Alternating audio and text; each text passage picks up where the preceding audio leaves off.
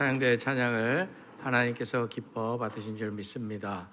우리 임마누엘 찬양대가 올 한 해도 참으로 수고하고 애쓰셨는데 우리 하나님께 영광의 박수 올려드리면서 격려의 박수, 감사의 박수 한번 하겠습니다.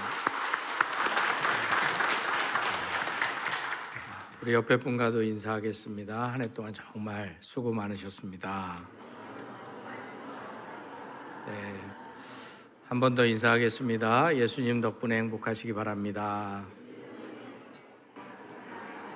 네. 우리 영상으로 예배드린 분들과도 인사하겠습니다. 주님의 평강이 함께 하시기 바랍니다. 네. 오늘 주보에 광고 있듯이 이제 땅끝까지 선교헌금 찾아가 주시고요. 우리가 선교헌금은 특별히 우리 교회가 후원하는 선교사님들에게는 개인적으로는 하기보다는 교회를 통해서 목적헌금으로 주셔서 선교하는데 저희 교회가 함께 할 수 있도록 개인 후원보다는 교회로 헌금을 해주셔서 선교할 수 있도록 해주시면 감사하겠습니다. 이 시간에 설교 전에 이제 좀 내년부터 조금 달라지는 것에 대해서 잠시 설명해 드리고 설교를 하겠습니다. 먼저 내년부터 예배가 기존의 형식대로 드리긴 하지만 조금 달라진 모습으로 형식으로 좀 드려질 텐데요. 기존 일부 예배 때는 이제 말씀 듣고 이제 묵상을 그 말씀 붙잡고 묵상하며 기도하는 시간이 들어가겠고요. 우리 2부 시간에는 그래도 찬양 예배인데 찬양하는 시간들이 좀 더 길어지고 그래서 지금 아마 15분 전에 시작할 텐데요. 10분 전에 시작하는데 사도신경으로 바로 시작할 것입니다. 그래서 찬양 드리고 찬양 끝나면 곧바로 장로님 기도하시고 우리 설교 후에 결단의 찬송, 결단의 기도 그렇게 해서 예배가 마쳐집니다. 그래서 여러분들이 잘 기억하시고 함께 기도로 준비해 주시면 감사하겠고요. 3부 예배는 이제 치유와 회복을 위한 중보 기도 시간들을 가지면서 함께 기도하며 예배 드리도록 하겠습니다. 그리고 새벽 예배를 제외한 이제 모든 예배들은 이제 온라인 실시간으로 영상이 송출될 텐데요. 주일 예배 외에는 실시간입니다. 그냥 예배 딱 끝나면 영상은 내려지고요. 그러니까 예배 시간에 잘 들으셔서 영상으로도 예배를 드리시면 되겠습니다. 또 한 가지 달라지는 것이 있다면 이제 매월 둘째 주일에 남성교회, 여성교회 나눔 예배로 드립니다. 그래서 오후 예배가 없습니다. 오후 예배가 없는데 예배가 없는 게 아니라 이제 남녀 선교회별로 예배를 드리게 됩니다. 그래서 식사 마치시고 식사 준비하시는 분들은 좀 분주하실 수 있지만 1년에 몇 번 안 되니까 그래서 1시 30분부터 남녀 선교회별로 모이셔서 저희 교육자 수대로 제가 배치를 해드릴 터인데 이 교육자들과 말씀 나누시고 주로 소그룹 나눔을 하시고 그리고 남녀 선교회별로 이제 사업도 하시고 또 교제도 나누시고 그 오후 예배 시간들을 충분히 활용하셔서 하시면 좋을 것 같습니다. 나는 이래서 못해, 나는 저래서 못해 핑계하지 못하도록 배려해 드린 겁니다. 그래서 적어도 시간이 없어서 못하진 않도록 내가 열심히 없어서 못할 수는 있지만 시간을 핑계하지 못하도록 그래서 여러분들이 함께 나눔의 기쁨을 오후 예배에 메워가지고 못하지 않도록 배려해 드린 거니까요. 여러분들이 남녀 선교회를 통해서 왜냐하면 저희 교단은 공식적으로 인정한 자치기관은 남녀 선교회밖에 없어요. 나머지는 죄송하지만 친교 모임 저기도 있지만 공식적으로 교회가 인정한 모임은 남녀 선교회밖에 없습니다. 기억해 주시면 감사하겠고 그리고 매월 첫째 주일 토요일은 전교회 예전에 드렸던 월사 기도회를 드립니다. 특별한 순서가 있는 것은 아니고요. 그래도 우리가 첫 달을 한 달을 시작하면서 기도로 시작하자라는 의미로 준비합니다. 그리고 매월 첫째 주일 3부 예배 후에는 이제 구역장들 권찰 모임이 정례적으로 하도록 하겠습니다. 그래서 주중에 못 나오시는 분들도 이제 한 달에 한 번씩은 구역장님들 서로 교구별로 모임도 가지시고 나눔도 하는 시간을 갖도록 하겠습니다. 이후의 내용들은 이제 해가 바뀌고 진행되면서 자세하게 다시 설명해 드리도록 하겠습니다. 기도하겠습니다. 거룩하신 아버지 하나님, 부족한 종이 이제 말씀을 전합니다. 종의 모습은 감추어 주시고 오직 주의 말씀만 선포되게 하여 주시옵소서. 예수님의 이름으로 기도드립니다. 아멘. 오늘은 2025년의 마지막 주일입니다. 한 해 동안 각자의 삶의 자리에서 여러분들 참 많이 수고하셨고 교회를 위해서 아름답게 봉사하시고 섬겨주시고 헌신해 주신 것에 대해서 감사를 드립니다. 그런데 오늘은 올해의 마지막 주일이기도 하지만 믿음의 관점, 신앙의 관점에서 본다면 주님의 오심을 향해 달려가는 우리 길이 더 한 주 더 가까워졌다라고도 말할 수 있습니다. 주님의 오심에 한 걸음 더 다가선 주일이다. 올해는 마지막이지만 끝이지만 주님 앞에 나아가는 걸음으로는 한 걸음 더 다가선 주일이다라는 것입니다. 그럼에도 우리는 한 해의 끝자락에 서면 마음이 복잡합니다. 감사도 있고 후회도 있고 올해도 왜 이렇게 빨리 갔나, 그냥 이렇게 가나 하는 허무함도 있을 수 있습니다. 여러분들은 오늘 어떤 마음으로 예배를 드리십니까? 오늘 본문의 말씀도 성경의 마지막 장에 있는 말씀입니다. 그런데 우리가 가끔 어떤 책은 결말보다는 어느 한 글, 어느 한 문장에 오래 마음이 쏠려 있거나 기억이 남기도 합니다. 왜냐하면 많은 작가들이 그리고 독자들이 책을 읽는 순간에 그것을 기억할 수 있도록 이 작가들이 가장 중요한 내용을 책의 마지막에 실는 경향이 있기 때문입니다. 그런데 오늘 본문의 말씀도 그런 것 같습니다. 성경의 제일 마지막 책인 요한계시록에 그리고 그 한가운데 남기신 하나님의 말씀이 바로 하나님께서 우리에게 남기고 싶으신 말씀이 아니었을까 하는 생각을 해보게 됩니다. 우리가 함께 읽겠습니다. 보라, 내가 속히 오리니 이 두루마리의 예언의 말씀을 지키는 자는 복이 있으리라. 근데 요즘 많은 분들이 맛집이나 핫한 장소를 방문하기 위해 여러분들이 몇 시간을 기다리는 거, 그 웨이팅 시간이 길어도 그것을 즐기면서 감수하면서 그곳을 방문하는 것을 보게 됩니다. 그럼에도 불구하고 많은 분들은 사실 내가 방문하고자 하는 곳을 사전 예약을 하고 갑니다. 물론 이것은 우리의 시간을 절약하기 위한 것도 있지만 전문가들에 의하면 우리가 살아가는 세대가 불확실하고 불안전하고 그리고 불안한 시대를 살아가기 때문에 인간적인 본능에 의해서 예약하고 예매하고 이런 것들이 우리의 안전을, 불확실한 미래에 대한 우리의 안전을 보장받고자 하는 인간의 본능에서 나온 것이다 라고 해석하기도 합니다. 그 일례로 우리는 도착이라든지 배송이라든지 이것에 대한 알림의 문화를 살아가고 있습니다. 택배가 오면 앱에서 가르쳐주고 배달이 오면 오토바이 타는 그림이 핸드폰을 통해서 나오게 됩니다. 그리고 도착하면 또 초인종까지 울려줍니다. 참 편리한 시대를 살아가다 보니까 우리가 이렇게 생각할 수 있습니다. 그때 오면 시작하지. 그때 오면 준비하지. 그때 가서 하지. 그 시간을 아니까요. 하지만 오늘 본문은 특히 주님의 오심은 그때 가서 반응하면 안 된다라는 거예요. 그때 반응의 문제가 아니라 지금 준비해야 되는 문제다라는 것을 분명히 밝히고 있습니다. 아마도 여러분들 중에서는 공항이나 기차역, 터미널, 아니 심지어 집에서조차도 누군가를 기다려 보신 적이 있을 것입니다. 그런데 그때 도착 시간이 되거나 그때쯤 되면 또 안내 표지가 떠 있어도 우리는 먼저 나가 서성거릴 때가 참 많은 것을 보게 됩니다. 시간이 가까울수록 표정도 달라지고 몸 동작도 달라지고 마음도 분주해지는 것을 보게 됩니다. 왜 그렇다고 생각합니까? 심리학자들에 의하면 이것은 오기로 한 사람들이 정말 온다, 오기로 한 사람이 정말 온다, 이 사실이 우리의 지금의 태도를 바꾸기 때문이다라고 이야기합니다. 그래서 아마도 오늘 주님께서는 2025년 마지막 주일에 우리에게 이렇게 말씀하고 싶으실지도 모르겠습니다. 올해가 끝나는 게 중요한 게 아니다.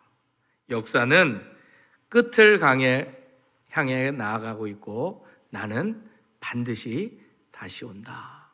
이 말씀을 하시는 것 같습니다. 따라서 오늘 본문은 보라 이렇게 시작하는 것을 보게 됩니다. 그런데 성경에서 보라라는 이 말은 그냥 단순히 시선을 끌기 위해서 하는 말씀이 아니라 정신을 차리고 보라 이런 의미가 담겨져 있습니다.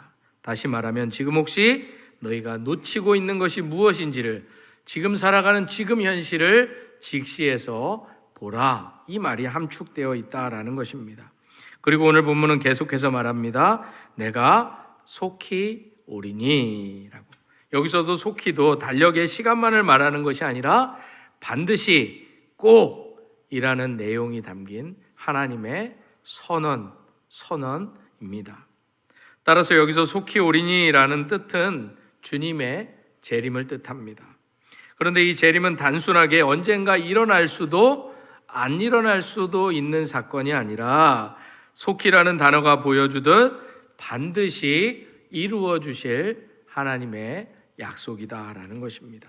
그렇다면 2025년 마지막 주일을 보내면서 이 약속의 말씀이 왜 우리에게 중요하다고 생각하십니까?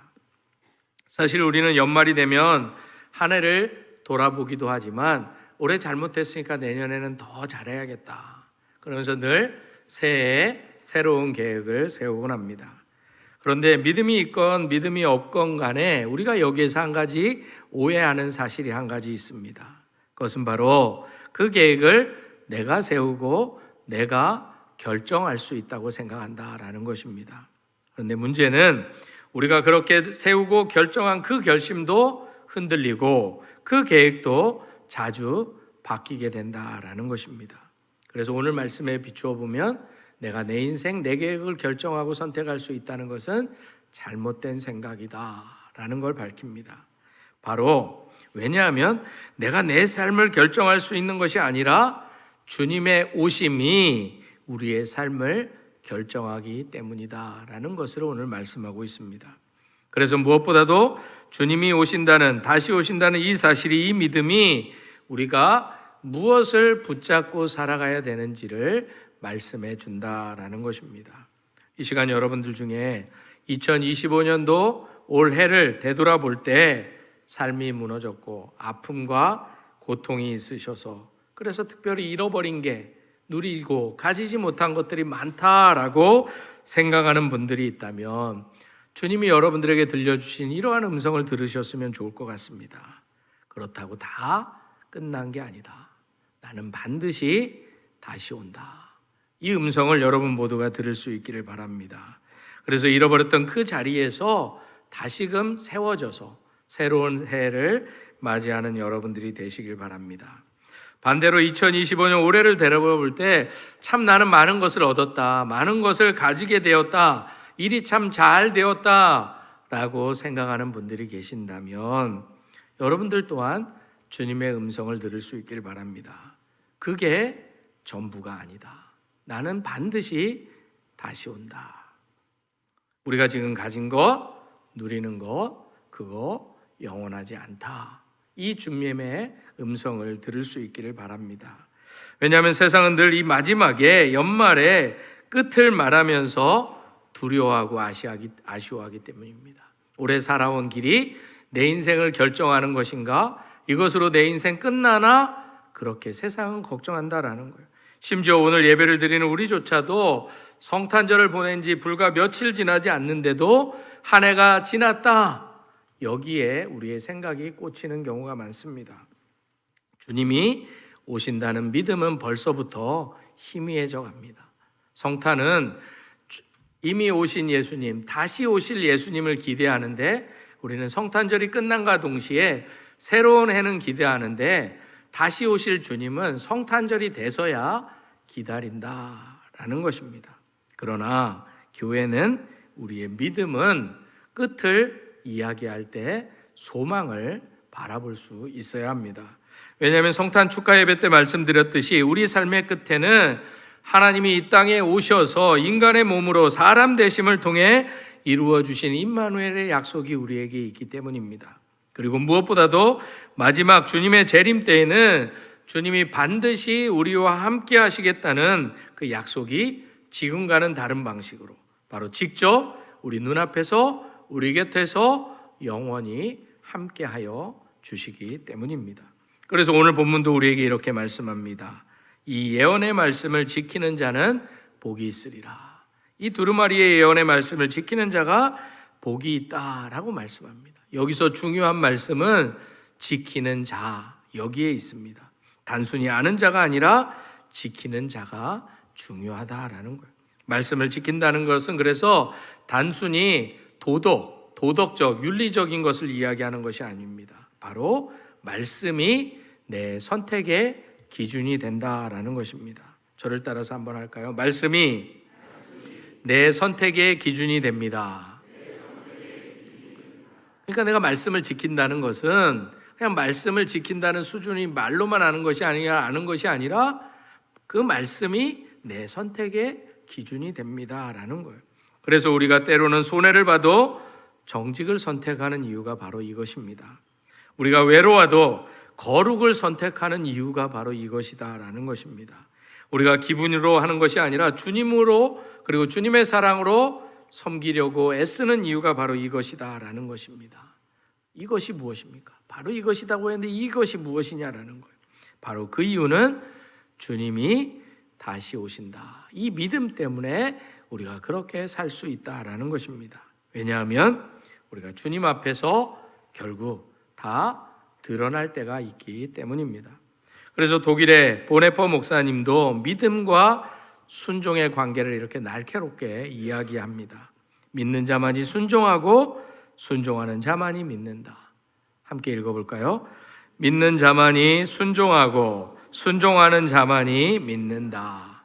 이 말은 우리가 행위로 구원을 받게 된다라는 말이라기보다는 진짜 믿음은 반드시 순종으로 나타난다. 이런 말씀입니다. 이처럼 우리가 말씀을 지키는 건 우리가 기분이, 감정이 좋아서 우리의 상황이 유리해서 내게 유익해서 하는 것이 아니라 말씀이 내 삶의 최종 선택의 기준이 되기 때문에 말씀을 지킨다라는 거예요. 그래서 손해봐도 정직하게 살아가는 거예요. 쉽지 않지만 미움보다는 용서와 이해를 택하는 삶을 살아가게 되는 거예요. 제 유혹이 아무리 달콤해도 돌이키려고, 그렇게 안 살려고 몸부림치는 이유가 여기에 있다라는 것입니다. 바로 주님이 다시 오기 때문이다. 이 믿음 때문에 우리가 그렇게 산다라는 거예요. 왜? 우리가 그분 앞에 설 날이 있다라는 거예요. 설 날이 있다는 거예요. 여러분들도 가끔 그러잖아요. 요즘 두고 보자. 그날이 있다니까요. 주님 앞에 우리가 반드시 샘할 날이 온다라는 거예요. 그래서 올해 마지막 주일을 보내면서 여러분 자신에게 꼭 물어보시면 좋을 것 같아요. 올해 나는 무엇을 가장 귀하게 여겼는가? 나는 내 시간과 감정과 물질을 어디로 흘러보내겠는가? 나는 하나님의 말씀을 내 삶에 몇 번째로 두고 살았는가? 이렇게 물었다면 여러분들 다시 한번 자문해 보시면 좋을 것 같아요. 여러분들은 말씀을 잘 지키셨습니까? 아니면 여러분들의 욕심을 지키셨습니까? 여러분들은 믿음을 지키셨습니까? 아니면 여러분들의 체면을 지키셨습니까? 여러분들은 주님과의 예배를 지키셨습니까? 아니면 사람과의 관계, 내 시간의 유익을 지키셨습니까? 그렇다고 여러분들 오해하지 마시기 바랍니다. 제가 이 질문을 통해 여러분들을 불편하게 하거나 정죄하려는 의도는 전혀 없습니다. 제가 요즘 설교를 하면서 여러분들에게 유독 여러분 자신을 돌아보라 라는 말씀을 많이 드렸습니다. 그리고 그렇게 믿는 것은 믿는 것이 아닙니다. 그것은 예배가 아닙니다. 예배 잘 드려야 됩니다. 눈 감지 마십시오. 그렇지 않으면 큰일 납니다. 그렇게 제가 했던 이유가 무엇이겠습니까? 많이 불편하실 수도 있었을 것입니다. 그렇다면 제가 그렇게 한 이유가 무엇이겠습니까? 혹시 이 예배당을 가득 채우고 싶은 부흥에 목말라서 여러분들에게 협박했다고 생각하십니까? 아니면 나는 바리새인처럼 여러분들과 다르다 그런 자신감으로 여러분들에게 그렇게 이야기했다고 생각하십니까?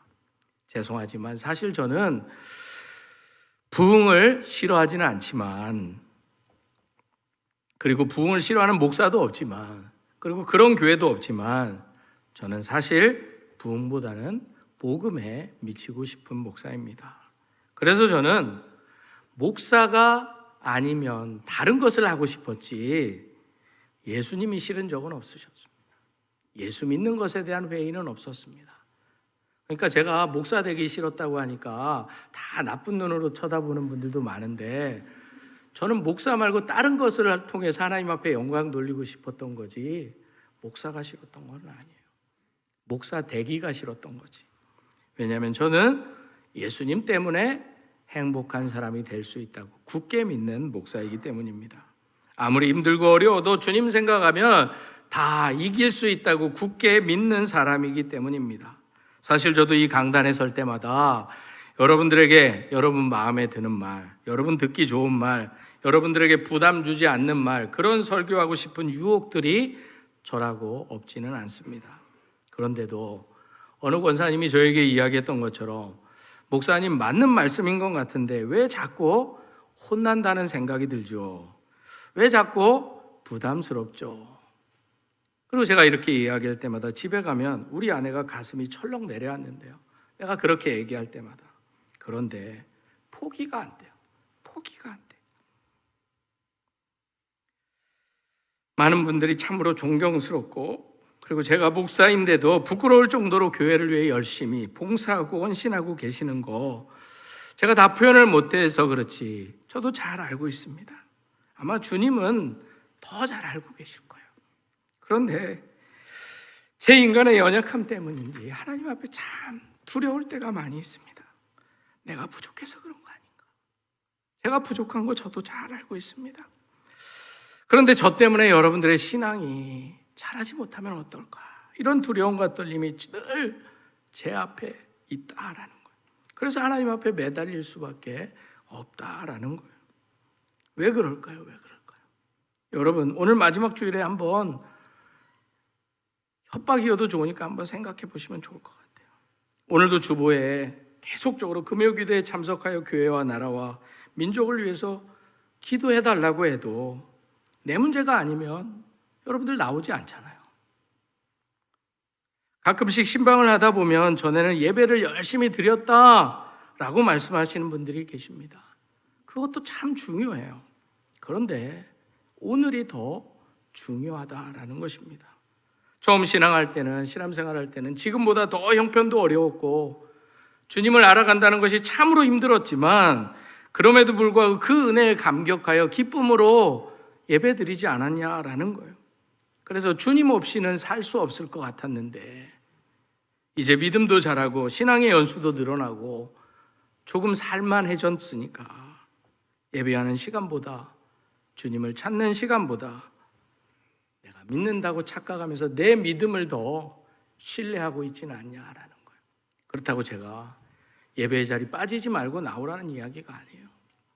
정말 나는 예배에 감격이 있냐, 예배에 기쁨이 있냐라는 거예요. 한 번을 드려도 주님 앞에 진정으로, 신령과 진정으로 예배드림의 기쁨이 있냐라는 거예요. 그래서 제가 구경꾼이 아니라 선수로 뛰어달라고 그렇게 애타게 말씀드렸던 거예요. 사실 많은 분들이 잘하고 계세요. 잘하고 계세요. 그런데 제가 이번에 피택되신 분들에게도 이제 공예배 각종 모임에 빠지지 말라고, 그런데 자율 점검표를 나눠드렸어요. 왜 그랬을까요? 왜 그랬을까요? 피택된 지 얼마 안 되었는데도 그렇게 사는데, 피택되고 나면, 이제 임직하고 나면 더 잘 살 자신 있으세요? 이미 직분 받은 여러분들, 내가 훈련받고 내가 열심을 다했을 때보다 지금이 더 낫냐라는 거예요. 그것을 예배드리는 양으로, 기도하는 양으로 착각하고 듣지 마세요. 내가 그렇게 하나님 앞에 겸손하게 그런 마음이 있냐라는 거예요. 주일에 오시면 물론 교제도 중요하고 놀다 가시라고도 이야기했잖아요. 근데 저 중보기도실 가서 교회와 예배와 우리 교회 학교를 위해서 기도해 달라고 제가 그랬을 때 지금 저 중보기도실이 차고 넘치고 있잖아요. 그래도 제 이 말이 협박처럼 느껴지십니까? 우리가 예수를 믿은 다음부터는 나 좋아서가 아니라 예수님이 좋으셔야 되지 않겠습니까? 자기 헌신, 자기 희생을 통한 예수 믿는 기쁨을 여러분들이 누리시면 좋겠습니다. 그렇다고 해서 교회에서만 열심히 하라는 말도 결코 아닙니다. 여러분들의 삶의 자리에서 더 그렇게 살아내셔야 합니다. 여러분들이 세상 사람들보다 하나님 주신 은혜로 축복을 더 많이 누리고 더 행복하게 사셔야 됩니다. 그래서 저는 여러분들이 좀 불편하더라도 이미 익숙해져 버린, 언제부터 그랬는지 그런 삶의 자리에서 여러분들이 돌아서서 예수 믿는 기쁨, 예수 믿는 행복을 누리셨으면 좋겠습니다. 그래서 오늘 본문도 우리에게 복을, 여러분들 그렇게 좋아하는 복을 약속하고 있는 거예요. 지키는 자가 복이 있으리라. 지키는 자가 복이 있으리라. 말씀이 내 삶의 기준이 되고 그 기준대로 살려고 발부둥 치는 사람에게 복이 있다. 그 사람이 마지막 때 진정으로 복 있는 사람이다 라고 말씀하고 있습니다. 그래서 여기서 말하는 복도 단순히 편해지는 복이 아니라 재림의 축복, 재림의 복을 말하는 거예요. 흔들리는 세상 속에서도 흔들리지 않고 예수님을 중심에 모시고 살아가려고 했던 자들, 실패와 후회 속에서도 믿음 저버리지 않고 주님을 끝까지 바라보며 다시 일어서는 회복의 소망을 가진 자들, 끝이 보이는 인생 속에서도 여전히 사라지지 않는 주님의 소망에 대한 온도를 낮추지 않는 자들, 이런 자들이 성경은 복을 받는다라고 말씀하고 있습니다. 우리의 버팀의 힘듦을 아시는 주님께서 그래서 말씀하신 거예요. 내가 속히 오리니. 여기서 속히 오리니, 이 말씀이 내가 속히 올 거니까 빨리 해라, 우리에게 조바심을 내도록 주시는 말씀이 아니에요. 이 말씀은 그러니 준비하라 라는 말씀입니다. 주님이 다시 온다는 것은 우리 자신이 볼 때 나보다 더 악한 사람, 나는 이렇게 예수 믿는데 저 사람은 예수 안 믿는데도 왜 저렇게 잘 될까? 이것 때문에, 이 모습 때문에 우리의 믿음이 흔들릴 때가 있는데 그들이 누리는 복이 영원하지 않다. 이것이 주님이 다시 오신다는 뜻이에요. 우리가 흘리는 눈물이 영원하지 않다. 이것이 주님이 다시 오신다라는 뜻입니다. 누가 알아주지 않아도 내 믿음의 수고가 결코 헛되지 않음을 놓치지 않는 것, 이것이 주님이 다시 오신다, 이 믿음이다라는 것입니다. 이러한 재림의 신앙이 깊어지면 깊어질수록 우리 믿음의 사람들은 그래서 현실을 더 잘 사는 거예요. 대충 살지 않는 거예요. 적당히 살지 않는 거예요. 오히려 더 성실하게, 더 사랑하고 더 섬기면서 주님 오실 때까지 기다리며 살아가는 거예요. 왜냐하면 우리의 수고가 주님 앞에 섰을 때 참된 의미로 나타나기 때문입니다. 그래서 C.S. 루이스도 병상에 있는 자신의 지인에게 편지에서 이런 글을 남겼습니다. 우리가 뒤에 두고 떠나는 것보다 앞에 있는 것이 더 좋다. 바로 지나온 것들, 그러면서 잃어버렸던 것, 누리지 못하고 가지지 못했던 것들을 손해로만, 상실로만 보지 말고 앞으로 주실, 앞으로 열릴 더 큰과 선과 가능성을 바라보고 살아라 라고 말씀합니다. 지나온 것, 잃어버린 것이 아무리 그리고 소중해도 그것이 전부가 아니다라는 말씀이에요. 거기에만 묶이면 앞으로의 더 좋은 것을 누리지 못한다라는 것입니다. 이미 지나간 것보다 하나님이 앞으로 부어주실 은혜를 사모하며 살라고 말씀합니다. 따라서 오늘 본문은 짧지만 이 마지막 주일에 우리에게 필요한 삶의 방향을 분명하고도 정확하게 이렇게 말씀합니다. 우리 한 목소리를 읽을까요? 우리 주님은 반드시 다시 오십니다. 한번 다시 할까요? 우리 주님은 반드시 다시 오십니다. 2025년 그래서 마지막 주일에 우리 모두가 이렇게 함께 결단하며 기도하기를 원합니다. 함께 기도하겠습니다. 주님, 내년엔 더 잘하겠습니다가 아니라 지금 이 순간부터 오시는 주님 앞에서 부끄럽지 않게 살게 하옵소서. 그리하여 제가 주님을 기다리는 것처럼 살게 하시고, 제가 주님을 믿는 것처럼 선택하게 하시고, 제가 주님 오심을 소망하는 것처럼 오늘을 살게 하옵소서. 예수님의 이름으로 기도드립니다. 아멘. 제가 기도하겠습니다.